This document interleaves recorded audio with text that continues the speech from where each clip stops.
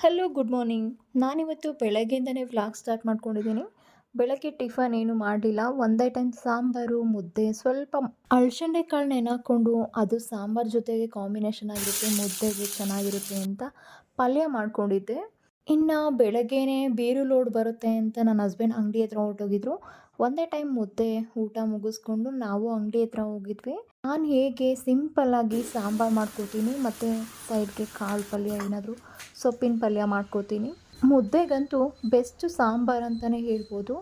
ಸ್ವಲ್ಪ ಕಾಳು ಪಲ್ಯ ಮಾಡ್ಕೊಂಡಿದ್ದೆ. ಹಾಗೆ ನನ್ನ ಹಸ್ಬೆಂಡ್ ಊಟಕ್ಕೆ ಬಂದು ಊಟ ಮುಗಿಸ್ಕೊಂಡು ಹೊರಟ್ರು ಮತ್ತೆ ಅಂಗಡಿ ಹತ್ರ.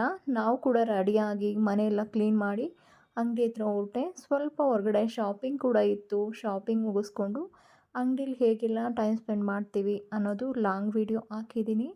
ಮತ್ತೆ ರಿಟರ್ನ್ ನೈಟು ವಾಪಸ್ ಬಂದು ಅದೇ ಊಟ ಇತ್ತು. ಊಟ ಮುಗಿಸಿ ಮಲ್ಕೊಳ್ಳೋ ಅಷ್ಟೊತ್ತಿಗೆ 10 ಆಗಿರುತ್ತೆ. ಹೇಗೆ ಸಿಂಪಲ್ಲಾಗಿ ಅಡುಗೆ ಮಾಡ್ಕೋತೀನಿ ಅನ್ನೋದು ಲಾಂಗ್ ವಿಡಿಯೋದಲ್ಲಿ ಅಪ್ಲೋಡ್ ಮಾಡಿದ್ದೀನಿ. ಫ್ರೀ ಇದ್ದಾಗ ಒನ್ ಟೈಮ್ ಚೆಕ್ ಮಾಡಿ.